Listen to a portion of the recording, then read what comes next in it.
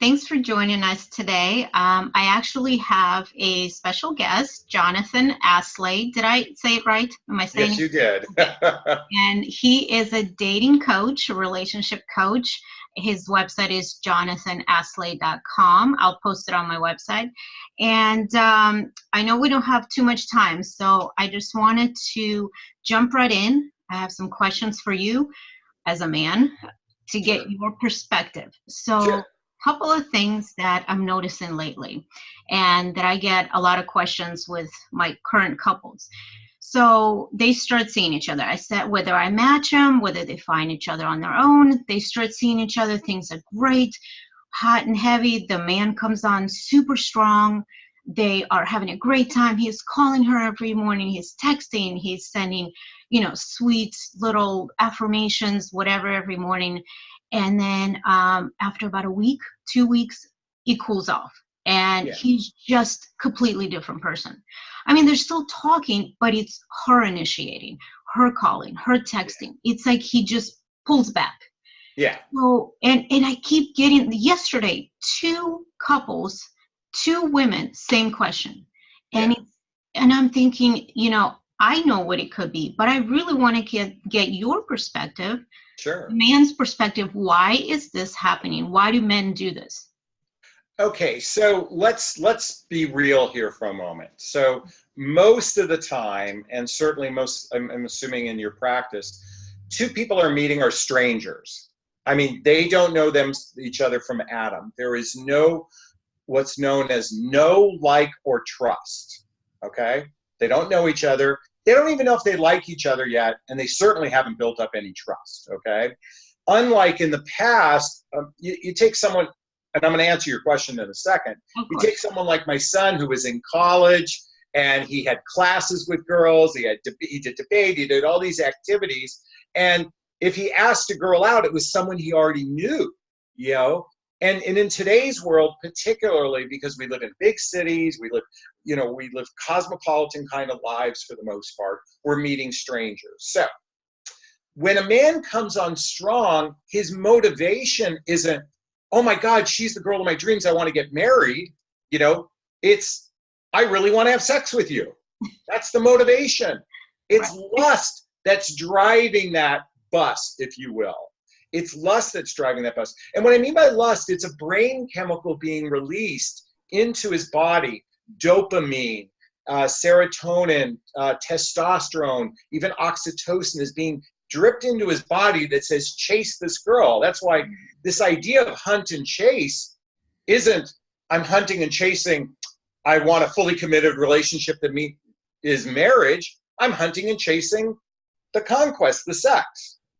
And so what happens is once that conquest happens, the chemicals begin to dissipate. And all of a sudden, he's asking himself, God, I really like this girl, but I don't know why I don't like her anymore. And he's not, I mean, his subconscious is saying that. I don't know why I don't like her anymore. And when I use the word like, I mean, I don't know why I don't have those same feelings as I did when I was being driven by testosterone. And what happens is for us to feel safe, we have to pull away. We have to pull back because there's a level of uncertainty. And so and there could be some other factors. For some men, they might have what's known as a needy love attachment style or an anxious love attachment style that comes from an area of codependency. So they come on strong because they need to feel safe. And we need to know that, we territorialize women. We need to know that you're our territory. And then from a place of safety, and the minute we have you, we pull away because we're like, well, I don't know why I just did that. This is all subconscious programming. None of these ladies that are watching this, none of the men are doing this intentionally to hurt your feelings. They're not doing it from a disingenuous place. Even the lust-driven part of it isn't coming from a bad place for the most part. For the most part, right. It's coming from there's a lack of understanding. So, and I would certainly encourage you that when you set up a male client with a female client to have a conversation around that ahead of time, as a way to, like as a coach, I'm called the heart protector for, women. I'm here to kind of buffer them, kind of the way a big brother does. Okay. See, it used to be in the past, if a man wanted to go out with someone's little sister, they had to go through the guy. And they had to, that was that buffer, because they know if they did something disingenuous, the brother would kick the shit out of the guy or shoot him. So there's an element that so let me finish this thought. There's an element of setting up some consciousness around this. That's the first place I would start. The other thing I'd like to encourage those who are watching is that deep relationships are built through friendships, and friendships come not from romantic gestures of dating. Most dating is set up to be a romantic gesture. And I'm here to abolish that. I'm here, my coaching program is called Compassionate Dating. It is about coming back to a way of dating where you're coming from a place of building it organically through friendship and not romance. Romance is reserved for relationships, not for dating. Or let me say this. It's not reserved for the getting to know you phase. Right. And many of those who are watching this want, and so for the women watching, you like the idea of a man romancing you and courting you and coming after you, but that's setting you up for failure as well. It's through social activities, through hobbies, through mutual interests, through spending time with family and friends. And this all has to happen in a short period of time. So anytime you have distance between the two of you, and distance these days can be 10 miles, it's hard to build up those building blocks to get that going because we have busy lives. I've got work, I've got my children, I've got, I want to work out. I'm saying all these different things. And so it also has to happen, this building up of the friendship while you're kissing, so to speak. I'm sorry, I said a lot, so. No. This is great. This is great because that's exactly what I've been telling them, that it's not conscious that they do this. Well, yeah. Some might, but to some it might be a game. Now that I have you, now that you're interested, I'm going to pull back. But most of the times, like I said, I don't think they mean to do it on purpose. But at the same time, so what is a woman to do? Do we play games? Is that first off, games? I don't even like hearing that word games. I know.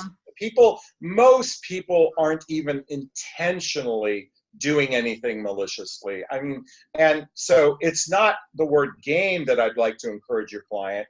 I'd like to encourage awareness.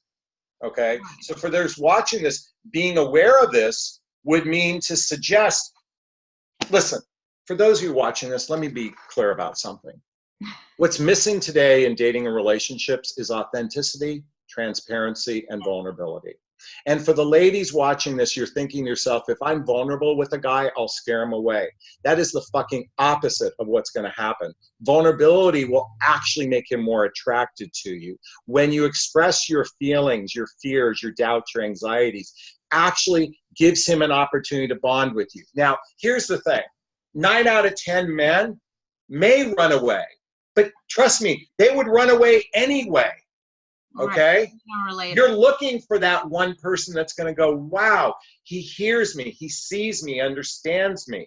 Okay? So you want to be authentic and transparent and say, hey, look, you don't have to if two people are attracted to one another, let's skip the romance. Let's get to know each other. Why don't we hang out at each other's homes and talk to one another without sex? Okay? Let's go out for a walk. Let's go, let's do activities that don't put us in an environment of being sexual or romantic with one another. And for the ladies watching this, you are in charge of your relationship destiny. I know how much of you like the idea that the men lead the relationship, but trust me, you're giving the job to the wrong person.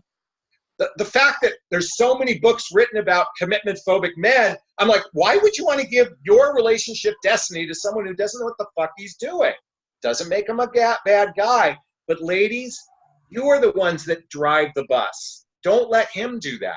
And how you do it by inspiring him through your desires. Hey, can we do this? Hey, can we do that? That would make me feel really good. That seems like fun. Rather than putting it on him, you drive the bus. Now, I know this goes against every single coach out there, but trust me, if every coach was right, every woman would be happy, and they're not. Right. So we have to flip it on its axis and do it the other way around. And I agree. I completely agree with what you're saying. So what would you say, what would be your advice to women to not go through that, to not allow the relationship to cool off, so to speak, for the man not to cool off? So what do they do? I mean, do we seem, again, like I said, do they seem not as available in the beginning? Do they keep saying, okay, let's get to know each other, let's not have sex, let's go get to know each other, let's go for a walk? Some of the dangers is, okay, so you've said a couple things that are very dangerous. First off, never ever tell a man when he's going to have sex with you. Oh, I don't mean saying it to him. No, I know, but there's a danger. There's a danger of this. So, so let me give you some language that can be different. So when you're speaking to a man, you can just tell him, one of the things when I'm ready to be intimate with someone, I want to know that we're exclusive and monogamous with one another. How do you operate? By telling him how you operate and inviting the conversation from him, you get a sense of where he's at. That's the first thing. As far as the getting to know one another, ask him the question, what do you think it means to get to know one another? What do you think, how do you think friendship is developed? Ask really fucking good questions. None of this benign shit of like, do you like sushi? Me too. Do you like snowboarding? Me too. Do you like the Stones? Me too. Let's get deeper into real nitty gritty talk instead of small talk. So by asking them, how do what does a relationship look like for you? Here's a great question for those ladies watching. Ask a man, what does a relationship look like for you? Now, if you ask me that question, I'll share how I would respond. For my relationship to begin with, I'd like to spend 3 or 4 days and nights a week together doing shared activities, hobbies, mutual interests, spending time with family and friends, building our intimacy, and eventually lead to partnership. So if you ask Jonathon Aslay, that's how he'd respond. Now, most guys are going to respond like deer in the headlights because they don't fucking know the answer. So this is the point. If someone doesn't know what a relationship looks like for them, do you really want to even invest time with that person? Get a sense of what does it look like on a day-to-day basis by asking really good, intelligent, smart questions. That's how you can find out if you're going to invest time with the right guy or the wrong guy. Ladies, this is all about a screening process, okay? This is all about discernment. This isn't about being picky. This isn't about whether or not he's 5'9.5" or 6'3". This is about being discerning on who you're going to invest your time with. So be discerning, and it's not an interrogation. It's a conversation, not a confrontation. Right. And I promise you, if you're more discerning, you're going to have far better results. I'm sorry, I kind of ran at the mouth. So that's okay. My point here was that you ask someone questions like that. A lot of people are just going to lie. A lot of men are just going to tell you what you want to hear. So and a lot of women already know that. So again, I've been married for over 20 years, so I'm now not out there dating. But even when I meet with men, I can tell they're telling me what I want to hear. When even as a coach, as a matchmaker, I ask the same question. So when women come straight out and ask these questions, either they're going to be a deer in the headlights, like you said, or they're just going to tell you what you want to hear. So we're trying to get past that. And the only way you So here's the thing. If you hear what you like. Well, let me finish. Okay, go ahead. I let you finish. Yeah, no, fair enough. The point here is that the only way you're going to truly get to know a person is by spending time with them. Exactly. Asking them these questions, it doesn't work. At least, this is just my opinion from over 20 years of doing this. It doesn't work because they will tell you whatever you want to hear. It's by spending time with them, it's you're going to see whether it matches with what they're saying. They can tell you whatever you want, but they're not showing you what it is that's reality. And that's how they really are. So I'm going to take this. First off, you're absolutely right. And it's not that they're telling you what they want you to hear. They're also telling you their fantasy, that's their idyllic fantasy in their head. So what the follow-up to that, what I wanted to say is, now you've heard what they've said. Do their actions match their words? Okay, so this is about spending, as you said, it's the time you spend together, and then observing, do their actions match their words? And Right. that's really what we're looking for, because, and obviously you vet your male clients, so there should be the ones who are more genuine in this process.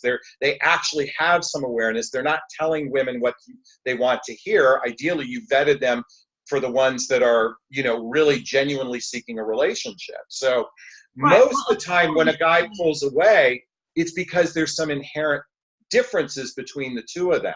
They're not fully aligned, because when two people are fully aligned, a man is going to jump right in. It's usually misalignment, or man could be going through some challenges in his life. He might be going through a divorce. He might have some health issues. There might be some other things going on that makes him not ready to be in a relationship. And so, or he's got unresolved childhood wounds. So one of the things I teach my clients is how to vet for that guy who is really emotionally available versus the one who's still stuck in his childhood wounds, in his trauma, in his drama, whether it's past relationships, something happened in his childhood, and that sort of thing. Because and this goes, ladies who are watching this goes for you too, because many of you also are stuck in some of your old patterns and your old beliefs. So it requires a bit of awareness. It requires some personal development work, some self-help work to move past your old patterns and your beliefs. Right. And I completely agree again with you. But at the same time, I'm not dating these people. Yes, I'm vetting them, but I'm not dating every single one of them. So it's obviously, like I say to my clients, it's up to you to vet them as well. I vet them obviously to the point that, they're coming in, they're paying money, they're serious about the relationship. No man is going to pay thousands of dollars to just mess around, right? They can do that on their own.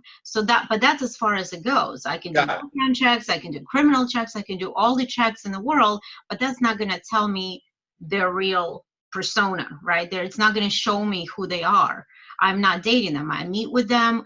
I help them find the right match for what they're telling me that they're looking for. But at the same time, it's up to the person to do their job, like you're saying, to do the vetting, to see the red flags, to make it's like we all have to help each other in this process. So absolutely. Right, exactly. So anyway, to make to wrap this up, basically what we're saying is look out for the red flags, make sure what they're saying matches with their actions, get to know them, go for a walk, get to know each other, hang out, basically. Try not to jump into sex too soon, right?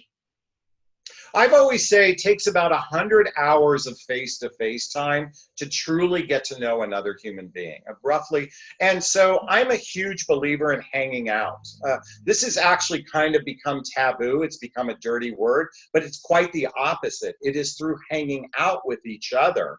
Now, again, not romance, not romantic dinners, not romance. Romance sets you up for failure. It's through the hanging out together that two people can get to know one another, to really deeply get to know another human being. And you do that by asking curiosity, inquisitive questions.